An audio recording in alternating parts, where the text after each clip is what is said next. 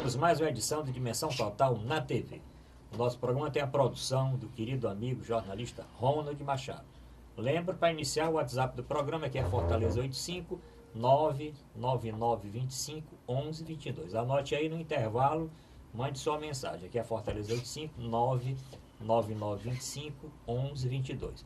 Se o telespectador quiser rever algum programa anterior ou assistir esse ao vivo, pode também acessar o nosso portal na internet, portal@arrudabastos.com.br, e assistir o programa ao vivo ou rever qualquer um dos programas anteriores.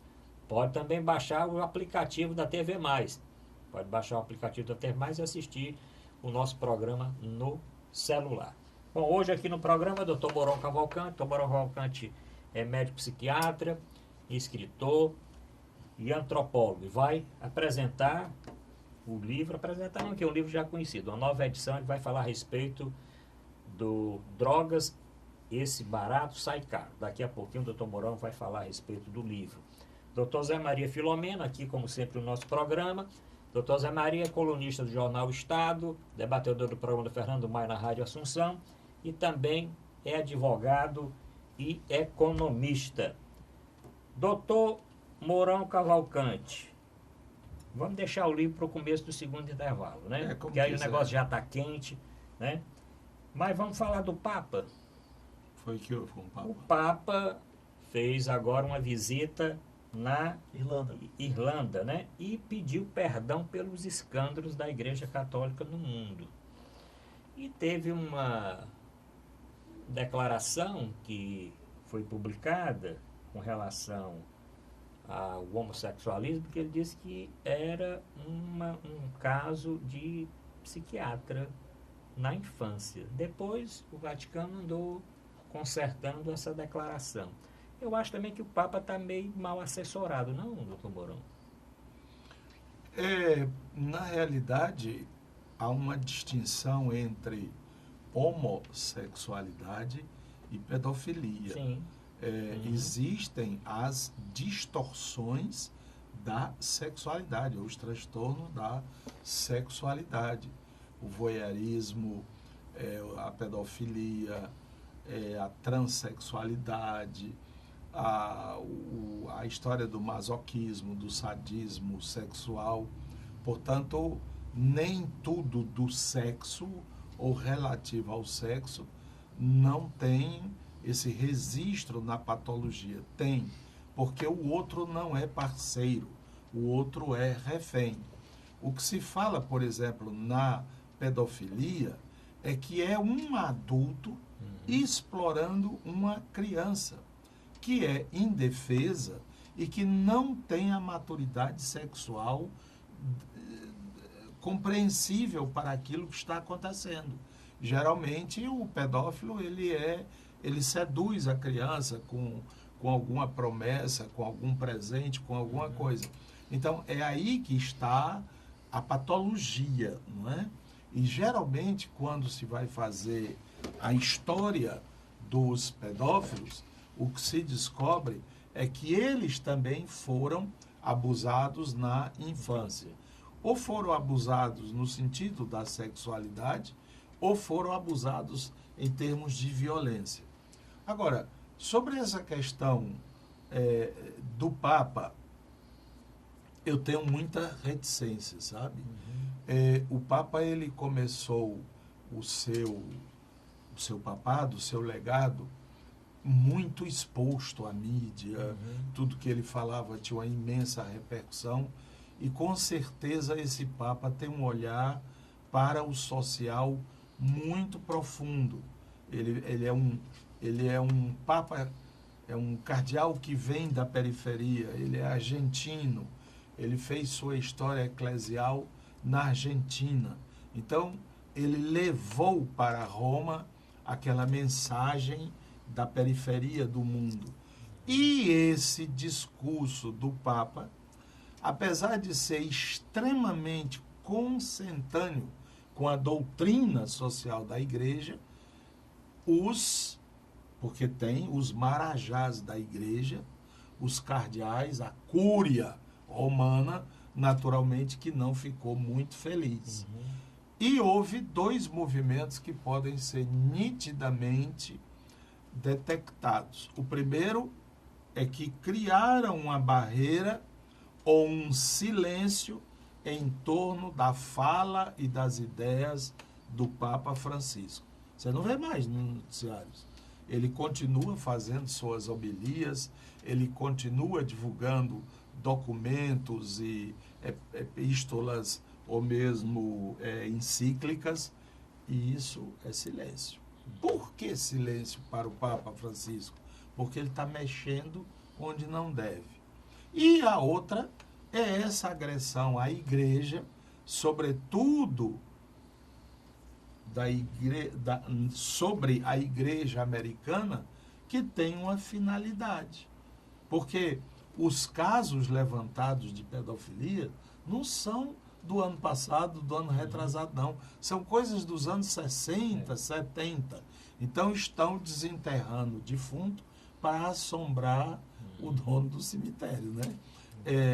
Eu penso, portanto, que há alguma coisa aí no sentido de desqualificar, e uma palavra que estão usando muito agora aqui no Brasil, na política, né? Como é?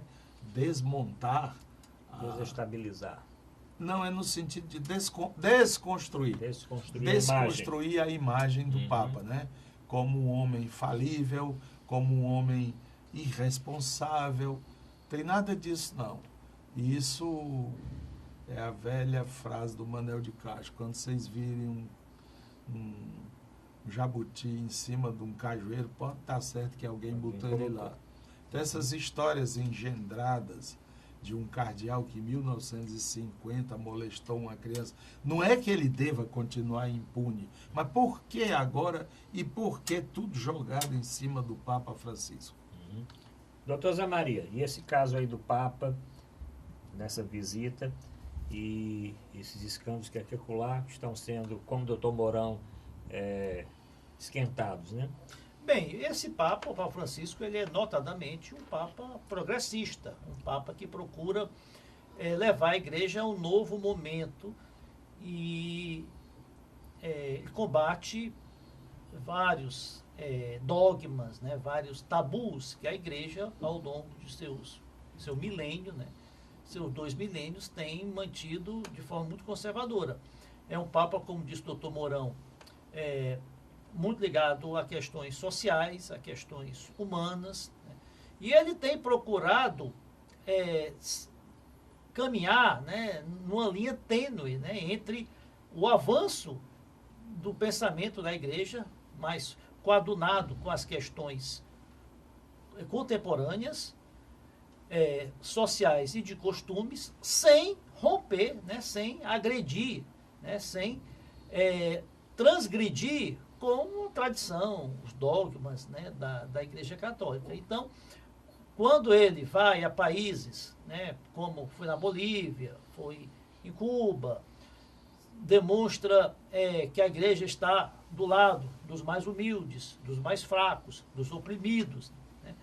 Ele faz isso, mas de uma forma que também não passe uma parcialidade da Igreja, preservando a imparcialidade e a politização da Igreja. Então, da mesma forma que ele visitou os líderes cubanos, visitou líderes religiosos, inclusive, do islamismo, da Igreja Ortodoxa, líderes de países africanos, né? Ele tem se dedicado muito ao terceiro mundo, também, né, recebeu a visita e visitou o Donald Trump, né, líderes europeus. Então, o Papa ele tem progredido muito agora, preservando, né, ele não pode politizar a sua fala, embora ele tenha uma fala realmente muito mais aberta, né, a questões sociais, a questão das injustiças sociais. E em relação até ao Brasil, ele até, de uma forma não direta, né, mas de uma forma implícita, né, recusou visitas ao Brasil, né, até em função aí de todas as acusações que pesam aí sobre casos aí de corrupção do Brasil nos últimos anos. Em relação à questão dos LGBTs, que foi essa declaração polêmica, né? O Papa também, em relação aos dogmas, dos costumes, né? Igreja Católica é uma igreja que não aceita, né? Até hoje, não reconhece o divórcio, não reconhece nem métodos anticonceptivos, não reconhece, logicamente, casamentos homoafetivos, adoções por casais homossexuais. Agora, são realidades que o próprio Papa tem esclarecido, das quais a igreja não pode se omitir, não pode deixar de aceitar que há comportamentos que hoje são difundidos na sociedade. Mas, da mesma forma que ele condena a segregação por crença religiosa, segregação por raça, por cor, segregação por comportamentos sexuais, da mesma forma ele também não pode se abrir totalmente, né? Então ele às vezes escorrega, e para contrabalancear com a cúria romana, com as tradições, os dogmas da religião, ele soltou essa frase que o LGBT são casos que devem ser tratados por psiquiatras, né? Que na realidade, perdoe-me o Papa, é uma grande asneira, porque preferência sexual, comportamento sexual, eles se manifestam desde a infância, desde a adolescência, e não são casos de tratamento psiquiátrico. A própria Organização Mundial da Saúde já deixou bem claro que homossexualidade não é doença, né? Se não é doença, não é transtorno, também não é transtorno, então não é caso de tratamento psiquiátrico. E em relação... Mas ele não falou, acho, não conheço bem o termo das declarações, mas não acredito que ele tenha falado de homossexuais. Ele falou, deve ter falado dos casos de pedofilia. LGBT. Aí é que foi, viu, doutor Moron, aí é que foi a confusão, né? O que a imprensa divulgou é que ele falou no caso realmente dos gays, né? Como sendo necessário um atendimento psiquiátrico na infância. Depois, disse que não era bem assim. Quer dizer, vamos ter que aguardar para ver se é isso que o senhor está dizendo, se existe, realmente existe toda essa satisfação. Veja, a famosa Ilza Scalabrini, isso, repórter da Rede Globo em Roma, uma fogosa jornalista da Rede Globo, quando de retorno do Papa a Roma, né, ele estava no Rio, aquela famosa Encontro Mundial da Juventude, e no voo ele concedeu uma entrevista coletiva a jornalistas que estavam também naquele avião, e uma das perguntas foi dessa jornalista: Papa, o Papa Francisco, o senhor, o que tem a dizer sobre os homossexuais? E isso é pecado, deve ser condenado? Ele simplesmente diz: quem sou eu para julgar? Quem sou eu para julgar? Aquela mesma frase do Cristo para a mulher adúltera, né? Se pecastes, não peque mais. Ele sabia da natureza e da índole profunda daquela mulher, mas ele não a condenou. Por outro lado, o Papa, ele causa dor de cabeça, não é por essas coisas aí, não. Onde ele causa dor de cabeça, sabe onde é? É quando, por exemplo, os refugiados, aqueles que chegam da Europa, naqueles barcos, viram, não viram, muitos já viraram, muitos já morreram, e não são recebidos, não são acolhidos por muitos países europeus. O que fez o Papa numa dessas Semana Santa, Quinta-feira Santa, solenidade do lava-pés? As 13 pessoas que ele lavou os pés e beijou eram refugiados. Como vão os dirigentes europeus interpretar um gesto desse senão como uma bofetada neles. Vocês são incapazes de gestar uma crise. Eu estou vos dando o caminho. É o amor, é o acolhimento, é a solidariedade. E isso aí, ele mandou, por exemplo, um cardeal que ocupava um apartamento sozinho, ele, cardeal, e umas 4 feirinhas filipinas para estar fazendo os caldos e os chás para esse cardeal, mandou desocupar. O senhor não precisa de 300 metros quadrados. Esse tema de Entende? refugiados não é um tema que é um problema da igreja, assim, não é um tema, não é um tabu da igreja que precisa ser rompido, como é a questão da homossexualidade, a questão até do divórcio, né? Até do divórcio, que a igreja até hoje ela não reconhece a separação dos casais. Agora, a igreja nunca fez uma meia-culpa, né, histórica das cruzadas, né, que foi realmente um grande aí, massacre aí na Idade Média, até a própria... aí já é a dizimação, defunto, sim, né? mas a igreja é milenar, então ela tem que responder pelos seus atos. E aqui a questão dos indígenas, né, que foram catequizados à força, né, muitos até escravizados, até por jesuítas. Então, e a questão da pedofilia, né? Aí sim a igreja ela fez já uma meia-culpa, ela já reconheceu que teve casos de sacerdotes que foram em resumo, o que eu quero processados dizer por pedofilia, por exploração esse, sexual. o lava-pés dos refugiados tem a ver com a crítica à pedofilia. Te cala, bicho. Te cala. Tu não pode falar, olha teu quintal. Tá entendendo? É esse o grande jogo geopolítico. E é por isso que ele não pode falar mais, não tem mais aquelas manchetes de jornais mundiais. Papa afirmou não sei o quê, Papa disse não sei o quê, os caras tranca esse cara. E trancar para um Papa é fazer com que o que ele fala não seja divulgado. Ele é missionário, ele é pastor. E se a sua mensagem não chega aos seus, ele está sendo cerceado. Bom, até porque dentro da cúria tem gente que é contra ele, né? Exato. Nós vamos na próxima semana voltar a esse assunto. Nós vamos agora interromper o primeiro bloco, porque nós temos mais 2 blocos. Um para falar, doutor Mourão, da política nacional e da política local. Voltamos já.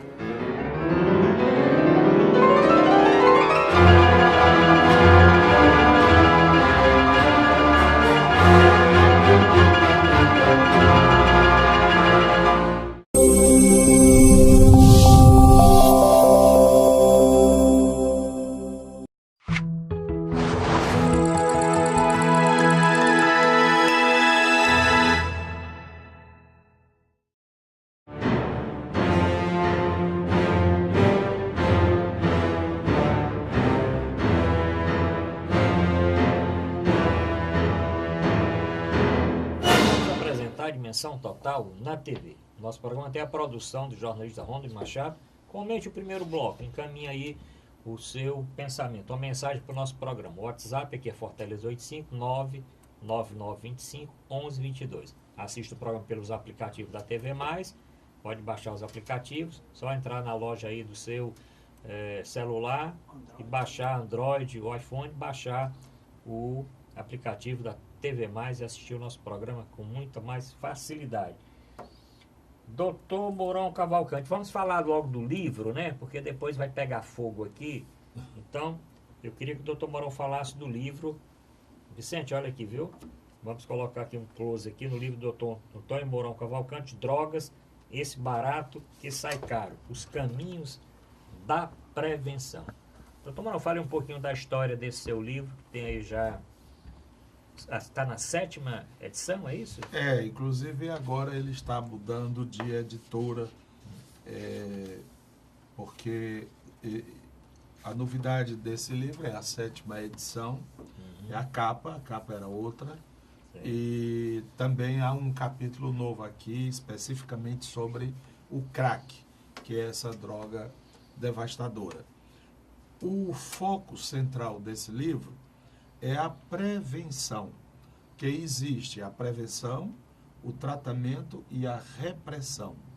A prevenção é evitar que, prevenir é chegar antes de que as coisas aconteçam.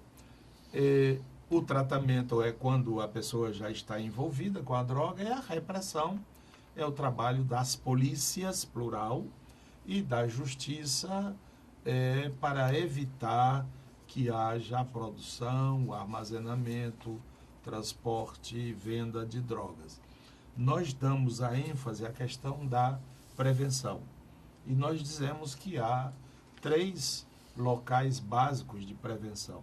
O primeiro, e talvez mais importante, a família.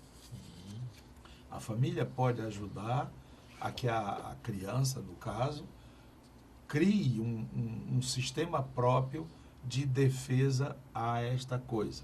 No livro nós analisamos como. Não é através, por exemplo, da repressão. Você não faça isso, você não faça aquilo, você não saia não sei para onde, você não saia não sei o quê, porque isso não funciona para os jovens. E quando a gente diz os jovens, 13, 14, 15 anos, mas muitas vezes a construção daquela possibilidade foi muito antes. Foi na própria infância, pela maneira como ele foi vivenciando o relacionamento com os pais, com a família. Na escola também, a prevenção às drogas é algo de fundamental, de muito importante, mas tem que saber fazer. Não é, por exemplo, gente, nós trouxemos aqui o Joãozinho. O Joãozinho usou todo tipo de droga, desde os 6 anos de idade até os 30, quando ele andava pelas sarjetas, pelas calçadas, mas ele se salvou. Sabe como é que aquilo funciona na cabeça do menino? Ora, se ele foi, mergulhou e voltou, eu também posso. Funciona sentido contrário. Uma vez lá no Rio de Janeiro fizeram uma campanha que era mais ou menos assim: jovem, não seja curioso. Olha, mesmo você dizer, macaco, não gosta de banana, sabe? Completamente sem sentido. Trazer um ex-drogado para dar uma palestra, uma conferência. Primeiro, palestra e conferência serve muito pouco. Pouco funciona. O que funciona é o exemplo. O exemplo do professor, o exemplo dos pais, exemplo da escola. E terceiro eixo, eu falei família, escola e a própria sociedade. Né? Que, se nós pensarmos assim, qual é a diversão que tem para os nossos jovens de 12 a 16, 17 anos, aqui, por exemplo, em Fortaleza? Fim de semana, o que tem? As escolas são fechadas. As escolas são equipamentos sociais. Né? Quase toda escola tem uma quadra, algumas têm piscina. Estou falando até das escolas privadas também. Né? E isso é fechado. Poderia ter uma banda de música, poderia ter sessões de vídeo, atividades esportivas. Ai, mas aí é mais trabalho para a gente, diz o professor. Não, isso pode ser feito com outras equipes. Por exemplo, nós temos estudantes de educação física, estudantes de fisioterapia, estudantes de psicologia, estudantes de pedagogia, doidos por um estágio. Vamos contratar para eles animarem essas escolas. Né? E, fundamental, escola em 2 turnos. O Brasil é um dos raros países onde escola é só ou de manhã ou só de tarde. Finalmente, são pistas, não é? Que a gente coloca à discussão. O meu sonho era que a gente pudesse pegar um livro desse com diretor de escola, professores, para a gente ter uma manhã ou uma tarde de conversa, sabe? Eu estou disponível para isso. Cada um, o colégio, a escola compra para cada professor um livro, aí depois de 10, 15 dias eu vou por lá para a gente ter uma conversa dessa. E que resultasse em cada escola de um pequeno projeto de prevenção às drogas. Não precisa nem dizer o nome, prevenção às drogas. Bastava dizer sim à vida, não às drogas. Então esse é um trabalho, já é a 7ª edição, e quem quiser pode obtê-lo lá na Universidade Sem Fronteiras. Bom, então, Se for do interior, basta ligar, é o 3224-0909. Olha, a iniciativa do Dr. Mourão em escrever tanto o livro como trabalhos científicos, trabalhos na imprensa que ele publica constantemente, alertando, assim como esse, a questão das drogas. Então, acho interessante quando ele coloca aqui, esse barato sai caro, né? O barato aqui é no sentido figurado, essa coisa legal, lúdica. E isso é um alerta para aqueles que defendem a legalização das drogas, né? Que aí ela vai ficar mais barata ainda do ponto de vista financeiro, porque mesmo que você coloque aí 200%, 300% de imposto sobre as drogas, ainda vai sair menos da metade do preço que é vendido hoje no tráfico, e o consumo vai aumentar de forma estupenda. Então, eu não consigo entender aqueles que têm consciência de que a droga é um mal terrível para a população e ainda defende a legalização, que vai levar ao aumento estrondoso do consumo de droga, de viciados, de doentes pela droga. Então, é um alerta. Então, que a droga é um mal terrível, tem que ser prevenido. E a primeira maneira de prevenir é você proibir. É tornar ilícito o tráfico e o consumo de droga. Bom, então lembrando mais uma vez, o livro do Dr. Mourão Cavalcante, Drogas, esse barato que sai caro. O senhor que está escutando o programa que quer adquirir o livro, o senhor que é professor da escola, diretor da escola, é só ligar 32240909. Entre em contato, fala que quer adquirir o livro, vê o endereço da Universidade Sem Fronteiras e procura. Né? Às vezes a gente pode até mandar pelo correio. Pode mandar pelo correio, então não tem problema. Fala lá com a Meiriane. Escutando o programa do interior de outro estado, liga para Meiriane do 32240909. Doutor Zé Maria, vamos conversar aqui a política. Bom, o candidato Bolsonaro está defendendo aí, como uma proposta dele, transformar todas as escolas públicas em escolas militares. Saiu essa semana um levantamento dizendo que o estudante da escola militar sai 3 vezes mais caro. É isso mesmo, doutor? Olha, não foi bem isso que eu entendi da proposta dele. Sim. O que ele propõe é que se adote o sistema de ensino que é ministrado, que é executado nas escolas militares. E não em militarizar todas as escolas, né? Que seria realmente totalmente inviável, tanto do ponto de vista prático como financeiro, porque o custo, né, das escolas militares é bem superior à média aí dos custos de manutenção das escolas públicas, né, de forma geral. Ele diz, vou impor o regime militar, o regime pedagógico, de disciplina, né, que é conduzido aí nas escolas militares. Agora, o Bolsonaro tem dito aí uma asneira, né, por hora, né? Outra que ele disse aí, totalmente estapafúrdia, é que vai revogar o ECA, né, o Estatuto da Criança e do Adolescente, que pode até ter falhas, pode até estar desatualizado, porque foi uma lei promulgada aí no início dos anos 90, a realidade social alterou-se de lá para cá, mas não podemos descartar, renunciar a todos os avanços, né, para a proteção da criança e do adolescente, tanto de obrigações do Estado como obrigações dos pais, que o ECA trouxe, né, ao ordenamento jurídico. Doutor Mourão Cavalcante, essa proposta aí, ou da forma que muitos têm entendido, que é colocar militarizar, ou mesmo aquela rigidez das escolas militares, passar a ser regra para todas as escolas, ou da forma mais light, como o doutor Zé Maria falou aqui. O que é que o senhor acha? Bom, é uma saída para a educação do Brasil? Lógico que não. Ele está confundindo alhos com bugalhos, né? Você não pode dizer que existe uma pedagogia militar. Pedagogia é a forma de educar.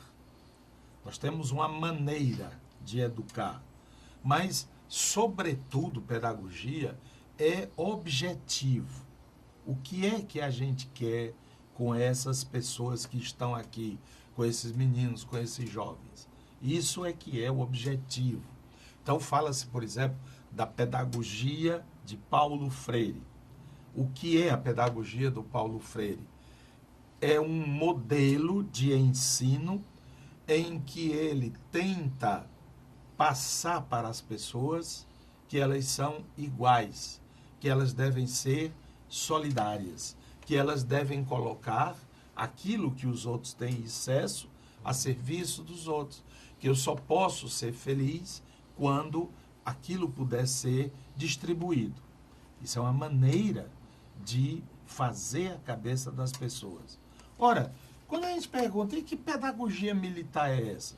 Eles tem disciplina. Toda escola tem que ter disciplina. Eu estudei num colégio não militar, colégio civil, em que naquela época havia o hábito de quando a pessoa chegava, um professor, um doutor, não sei lá o quem chegava, nós nos levantávamos na sala. Era um cumprimento, era uma referência, era uma reverência. Não é? Isso é uma educação. Mas não é uma pedagogia. O que ele quer dizer é o padrão de qualidade que tem nas escolas militares. Mas que padrão é ele? O padrão o padrão, tanto do ponto de vista disciplinar, peraí, deixa eu terminar. Então, essa história de disciplina. As escolas têm que ter disciplina. Na hora que o professor estiver falando, o aluno tem que estar prestando atenção. O professor tem que deixar o aluno falar, e falar de forma respeitosa. Isso é educação. Isso tem nada a ver com pedagogia militar. 2, o amor pela pátria. Vem cá. Amar a pátria é estar hasteando a bandeira? É estar cantando o hino nacional? Eu não acho que seja, não. Quem definiu bem essa pedagogia foi Geraldo Vandré. Nos quartéis nos ensinam antigas lições de morrer pela pátria e viver sem razão. Se o produto dessa escola militar, dessa pedagogia militar, é Bolsonaro, é General Mourão, então é bom que não tenha essa pedagogia, não. Nós já tivemos estrelas da pedagogia mundial. A gente teve Paulo Freire, Anísio Teixeira, o próprio Darcy Ribeiro, aqui no Ceará, o grande Lauro de Oliveira Lima, né? Que foram realmente homens que tentaram construir um modelo de fazer a cabeça das crianças. Mas essa história de estar batendo continência, hasteando bandeira, cantando hino nacional, isso é patriotada, não é patriotismo. O patriotismo é o homem crer na sua família, crer na sua sociedade e trabalhar por isso. Os alunos dos colégios militares, eles têm desempenhos muito superiores à média das outras escolas, né? Aqui o Colégio Militar de Fortaleza, quantas pessoas que mesmo que não eram filhos de militares, que não tinham ligação militar, querem levar seus filhos para o colégio militar.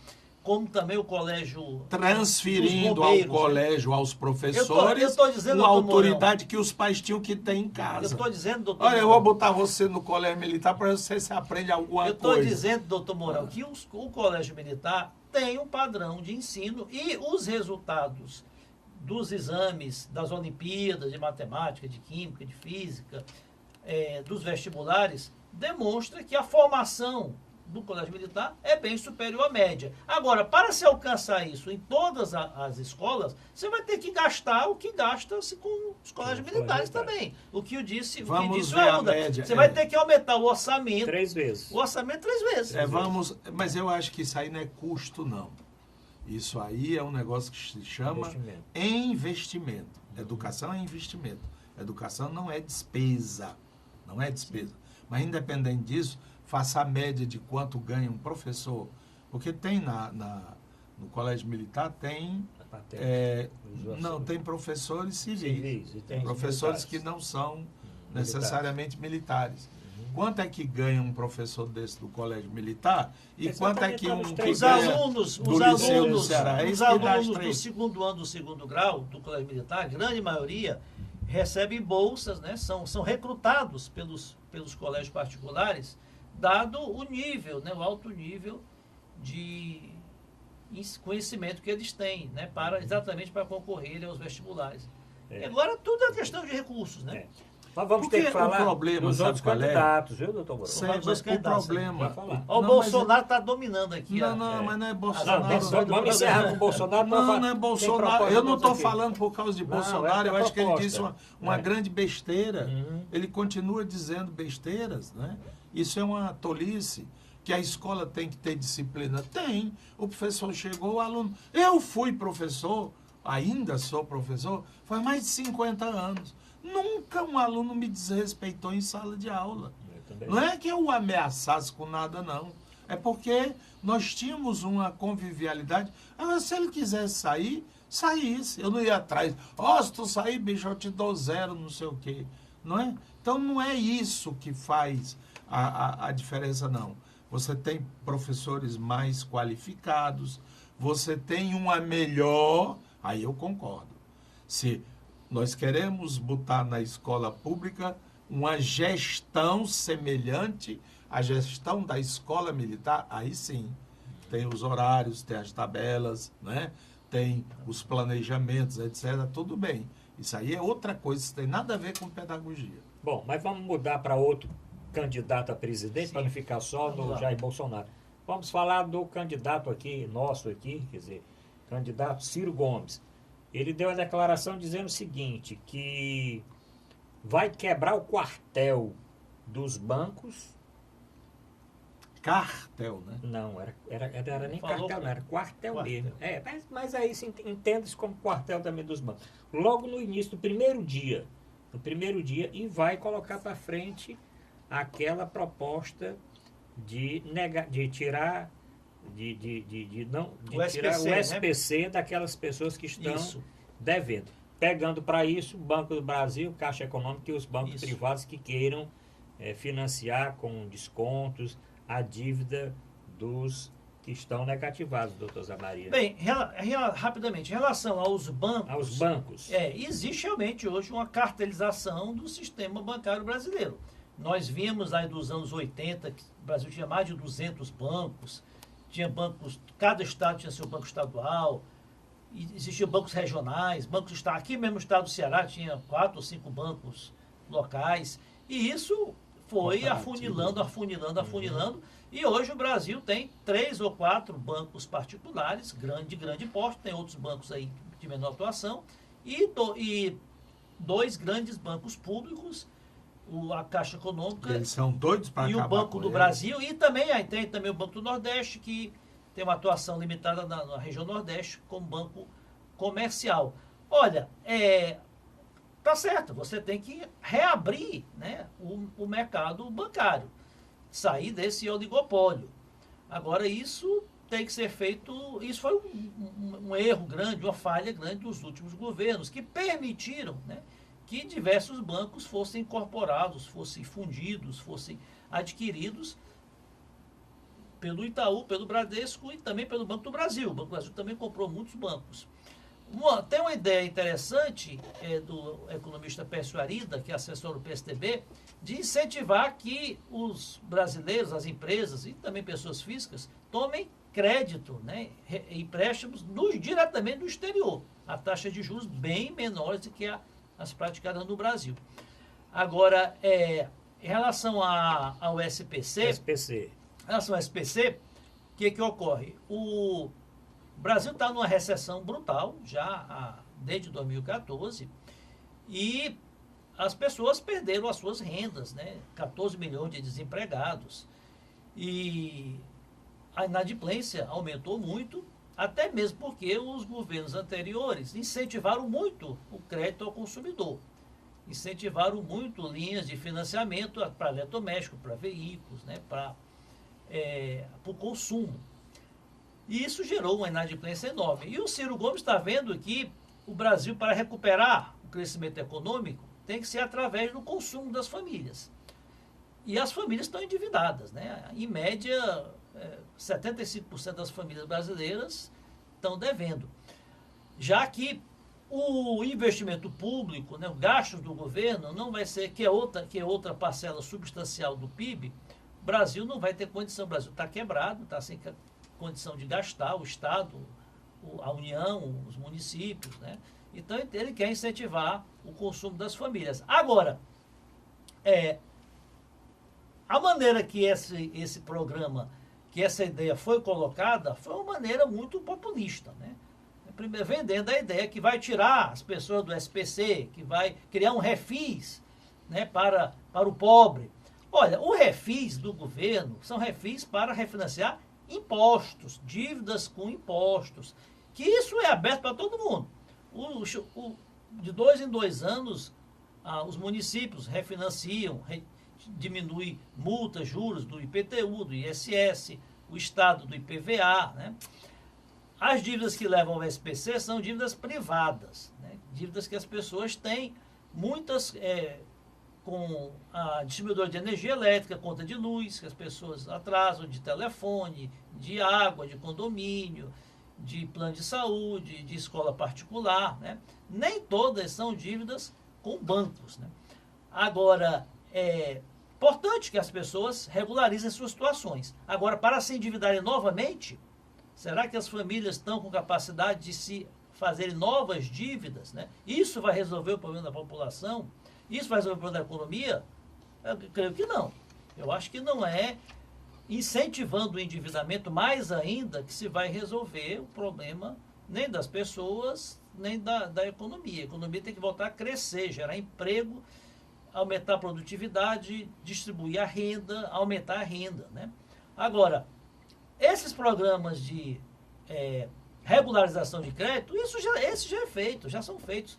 O CDL, ele quase todos os meses ele faz mutirões, né, para negociação de dívida com representantes da Caixa Econômica, do Banco do Brasil, da Coelce, né, dessas empresas de cartão de crédito, né, já é feito.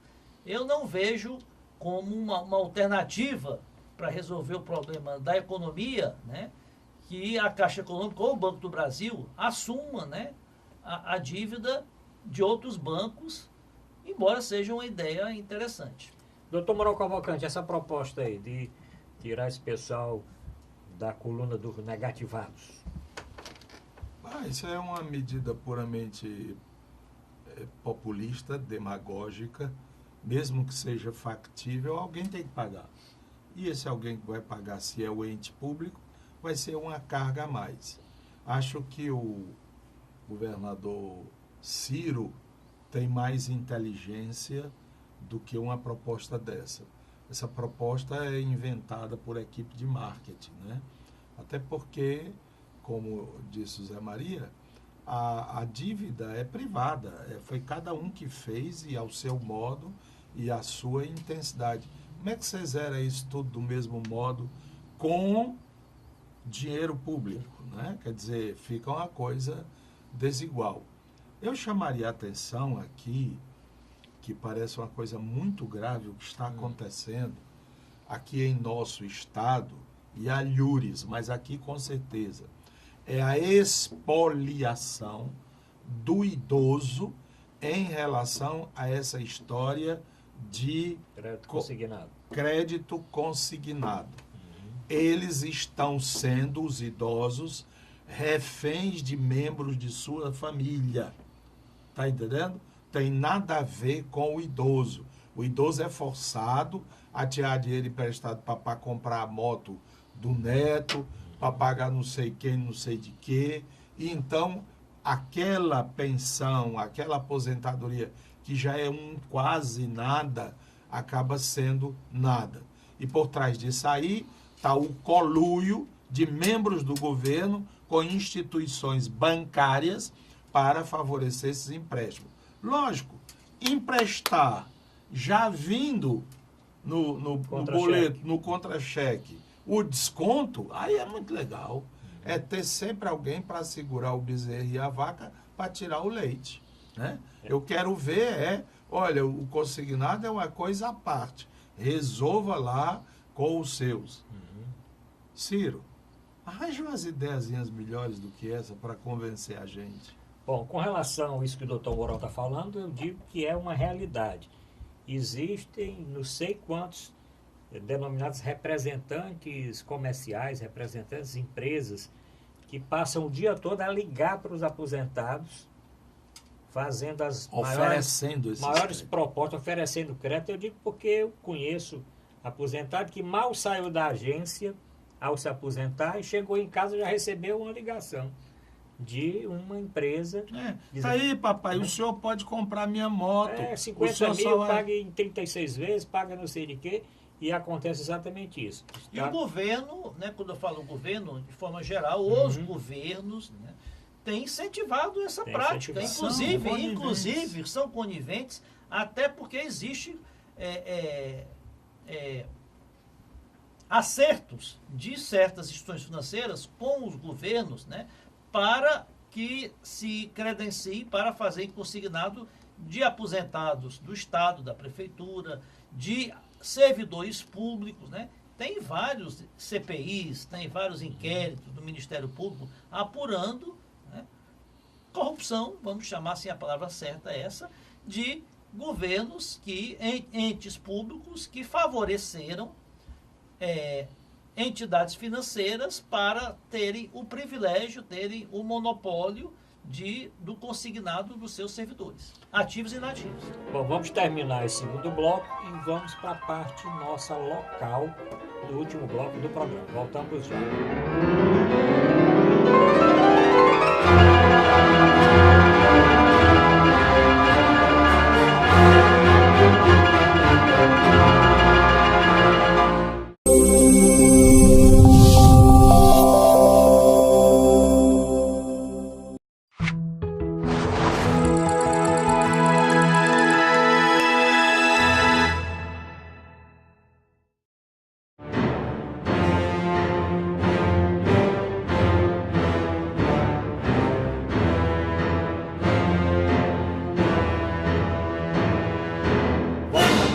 A Dimensão Total na TV.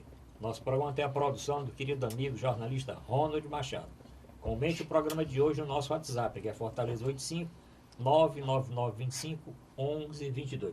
Doutor Mourão Cavalcante, as universidades privadas buscam saídas para o número crescente de vagas e a diminuição de interessados.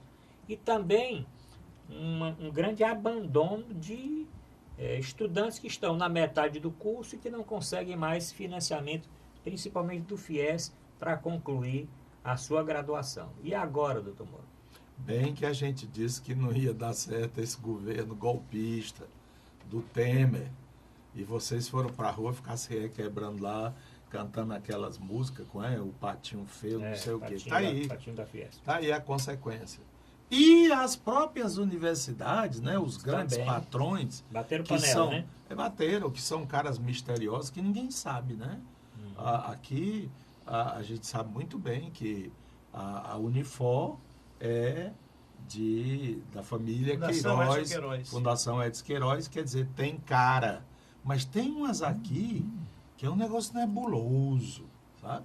E bastava o cara passar na calçada, ele era agarrado. Não, me solte, não solto não. O senhor está matriculado, seu curso começa segunda-feira e você já está matriculado no FIES. Então havia abuso, mas é muito doloroso, não é? Você ter um jovem, e eu já vi pelo menos uns 2 ou 3 dizendo que iam parar porque não tinham condições de pagar. Eu acho que é um país muito bandido, um país que não permite que seus filhos possam estudar. Era para o governo ir atrás e dizer, meu filho, o que é que você está precisando para estudar? Eu não tenho coisa, vamos ver aqui como é que você pode fazer, como é que não pode. Porque educação, como nós falamos mais atrás, educação não é custo, educação é investimento. Né? E mesmo o ensino superior, quantas faculdades tinham aí pelo interior, né? E a gente sente um maior nível de consciência das pessoas, de participação, de coisas novas, né, acontecendo, porque quem move a economia não são esses grandes trustes que vêm para cá, Companhia Siderúrgica Nacional, Termoelétrica, não sei o quê, não é esse povo não, é o cozidinho. Chuva que molha é chuva fina, né? Então, é aquele camarada que tem vende frutas, verduras, o outro que compra aquelas frutas e verduras, bota uma cantinazinha para vender salada de frutas e refeição, e cada bichinho desse é 3, 4, 5 empregos, e aqui o outro, e o outro, e o outro. Você pode ver isso muito bem na cidade de Maracanaú. Você andando pela cidade, pelo centro, você vê uma porção de negócios, né? Claro que a indústria que está por trás sustenta muito daquilo, mas são essas iniciativas pequenas. Isso é o capitalismo. Hã? Capitalismo. É, né? Ótimo. Pagando impostos é ótimo, né? Sonegando é que lasca. Doutor Zé Maria, esse caso aqui, um levantamento disse que caiu mais de 15%, Olha, né? atualmente, Quando eles dizem 15, é mais de 30. Né? Deve ser atualmente mais. 3 de cada 4 alunos que ingressam no curso superior são em escolas, em universidades, instituições de ensino privadas. O que aconteceu? O que está acontecendo? Essas instituições de ensino privado não estão preenchendo nem 60%, menos de 60% das vagas.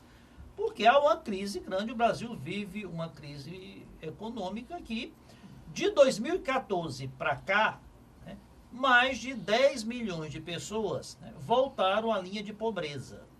2014, 2015, 2016, 2017. Né? Só na pobreza extrema foram mais de 3 milhões. Então, e a gente está vendo isso nas ruas, não é? Exatamente, de 2014 para cá. É o esmoléu que a gente principalmente em não viu, 2015 e 2016. Isso é capitalismo também, não? Isso daí é capitalismo, não. Isso daí é economia. Economia o Estado gastando mais do que podia. O Estado gastando mais do que podia, gerando um déficit fiscal enorme que levou ao aumento do pagamento de juros e levou à falta de investimentos. Resumindo, a história do Brasil econômica é exatamente essa. Então, o que acontece? O FIES, ele não foi no governo Temer que começou a redução das verbas do FIES, já vem desde 2015. E o FIES, ele tem um índice de inadimplência enorme. O índice de inadimplência do FIES beira 80%. Mas as pessoas são acionadas. São, mas... Olha, ficam até negativados. Não, né? Eles ameaçam levar então, o que ocorre no FIES? O FIES e o ProUni são um programa magnífico, né, que proporcionou acesso ao ensino superior de milhões de brasileiros. Agora, eles na prática, o que eles fizeram? Eles transformaram essas universidades privadas em públicas. Porque quem sustenta elas no frigir dos ovos é o governo, é o dinheiro público que as sustenta, né? Sairia mais barato ajudar as que já existem. Então tem que ter uma maneira de equacionar, né? Que o governo gasta anualmente em torno de 18 bilhões com o FIES. É mais ou menos meio Bolsa Família. E é um dinheiro que está indo e não está voltando.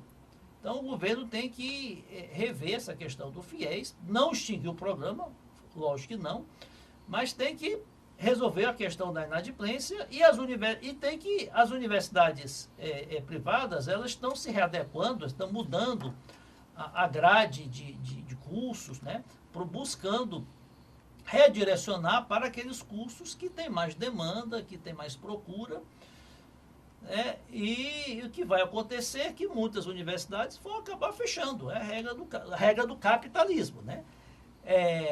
Se não houver uma readequação do sistema de financiamento, muitas universidades privadas vão acabar fechando. É lamentável, porque é importante, como bem disse o doutor Mourão, educação ela é investimento, não é custo.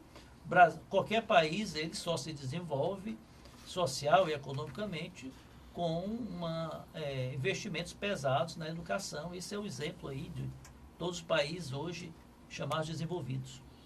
Bom, o que é certo é que o governo, o atual e o governo, deve tomar posse a partir de 1º de janeiro, deve olhar com bons olhos a situação destes estudantes que estão, muitos já no meio do curso ou para terminar o curso, e muitos que estão querendo adentrar na universidade sem ter recursos, porque os investimentos também, como o doutor Mourão chegou a falar aqui, nas escolas, nas universidades públicas, também deixou muito a desejar. E não, quem já tem o FIES não perde. A não ser que ele... Mas tem muitos, doutor, tem muitos que não estão conseguindo renovar o FIES. O problema é esse. Eu conheço várias universidades e vários estudantes que não estão conseguindo renovar, porque todo ano tem que renovar. Tem que renovar cada semestre. E eles estabelecem também um número de bolsa de FIES para instituição. Não, para instituição. Por exemplo, o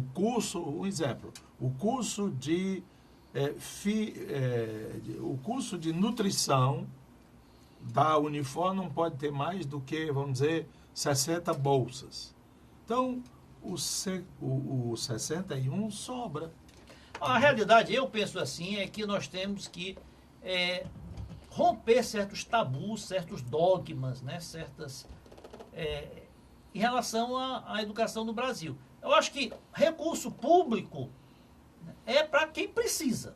Aquele estudante humilde, que vem de uma família pouco abastada, que estudou a vida inteira em escola pública, acho que ele tem que ter recursos, seja através do FIES, do ProUni, né, para estudar, né, ter o seu curso superior. Aquele que pode pagar, tem que pagar. E é assim no mundo inteiro. Né? Então, esse tabu, escola pública tem que ser gratuita em todos os níveis, até da pós-graduação, eu acho que o Brasil tem que enfrentar esse dilema. Nós não podemos ter escola fundamental, não ter, como disse o doutor Mourão, dupla jornada, né, turno integral para todos os brasileiros, de qualquer classe social, e financiar com recurso público, não tem graduação, pós-graduação, extensão, muitas vezes até no exterior, para quem pode pagar. Isso, nós temos que enfrentar isso. Doutor Mourão, para nós terminarmos esse tema, porque nós temos que falar alguma coisa aqui da política local. O que eu estou dizendo é o seguinte, essa história de dizer que não tem dinheiro, isto não é prioridade. Como é que se paga auxílio moradia a um juiz que já tem uma casa naquele local? Porque a lei diz, o doutor tal Bolsonaro, ele tem auxílio moradia tendo um apartamento em Brasília. Aí ele diz, mas a lei me faculta. Mas se ele fosse para a hotel 5 estrelas e a ética? Hein? Se ele pegasse esse dinheiro, fosse se hospedar no hotel 5 estrelas... Aí também é errado, também não pode. Também é vergonhoso. O que eu estou dizendo é que não existe também, prioridade. Olha, estão discutindo no Supremo se a gente pode ver o boleto, como é o Olerite, né? Dos magistrados. Porque todos eles têm uns negócios a mais, uns penduricalhos, né? Sabe? Então, o dinheiro é para isso. Nós precisamos, em Fortaleza, de 43 vereadores. Nós precisamos de 46 deputados estaduais. Aí o dinheiro se acaba nessas coisas. A gente precisa de um aquário. Mas falando em Fortaleza, vamos para o Ceará. Vamos falar aqui. É questão de prioridade. Uma vez perguntaram ao Brizola, mas doutor, essa escola do menino entrar de manhã, só sair de tarde... Não é caro, não é gastar muito dinheiro. Ele diz, meu filho, mais caro é a burrice. Exato. Doutor Mourão, 2 minutinhos. Política local, tem alguma novidade essa semana aí, doutor Mourão? Bom, tem um pedido de tropa federal, veio ou não tropa federal para garantir? Isso é besteira. Nunca houve necessidade disso. Né? E ele não vai ganhar com 60 e tantos %? Mas os candidatos de oposição, principalmente, estão querendo que venha a tropa federal, porque está dizendo que a eleição está muito difícil em certas regiões, devido às facções que dominam áreas da cidade. Quem foi que disse que essas tropas vão ajeitar isso aí? Bom, a polícia já ajeita. É um pedido do Tribunal Regional Eleitoral. Falta do que fazer. Que depende do governador. Eu acho que tem que se ter disposição e gente, e recursos para fiscalizar compra de voto, abuso de poder econômico, abuso de poder político, que isso, lamentavelmente, tem muito ainda, e a própria Justiça Eleitoral já declarou que não tem como fiscalizar.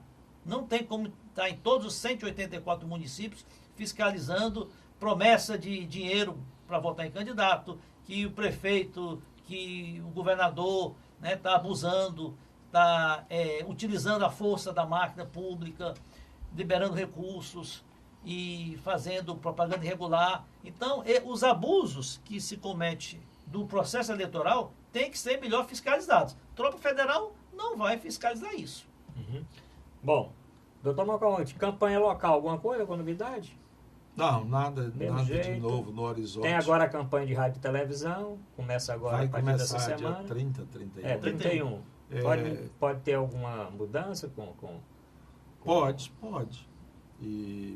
Mas o que eu queria assinalar é que nós estamos passando por um momento extremamente vexatório no nosso Estado. Os assassinatos estão se multiplicando. A semana passada nós comentamos aqui que nós tínhamos 3.024, se não me engano, homicídios. Já está em 3.200. E eu disse que antes das eleições, o governo do Estado fecha os 4.000. São 4.000 caixões. Eu acho que deve estar sendo um negócio fabuloso agora, esse negócio de funeral, funerária, cemitério e tal. São 3.200 mortos, geralmente a maioria jovem. E ninguém discute isso. E passa batido. Que modelo a sociedade gostaria de colocar nesse problema? Porque tem que ter alternativa. Mesmo as guerras mais sangrentas, elas têm solução. Pela conciliação, pela negociação, até pelo armistício, né?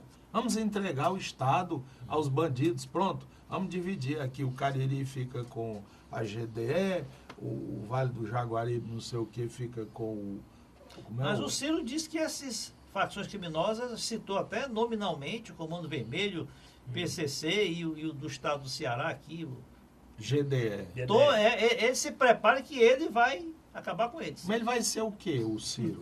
No caso, ele chegue à presidência da República. Não, mas isso aí é botada. Em francês eles chamam botada, quer dizer, é tirada de mau gosto. É bobagem, é falar por falar. Porque ele já esteve 4 anos no governo, o irmão dele teve mais 4, 8, são 8 e 4, 12. Esse aí que está terminando agora, Camilo, mais 4, 16, é do grupo, e agora mais 4 vai fazer 20. E cada vez mais as estatísticas aumentando. Esse modelo faliu e nós temos que discutir isso na sociedade. O governador não pode estar botando isso debaixo do tapete. Está morrendo gente como se isso aqui fosse uma guerra. E não se vê a posição do governador falando nada. Ele quer que acabe com isso, que a gente não fale disso, que não se discuta isso. Como? Vamos continuar essa discussão no próximo programa. O tempo terminou. Queria parabenizar, no final do programa, o jornalista Fernando Maia, que na última segunda-feira recebeu a medalha Boticário Ferreira na Câmara Municipal aqui de Fortaleza. E também parabenizar os vereadores Benigno Júnior e a Cris Lucena, que foram os autores exatamente desta comenda. Parabéns para o Fernando Maia. Obrigado a todos. Voltamos na próxima semana.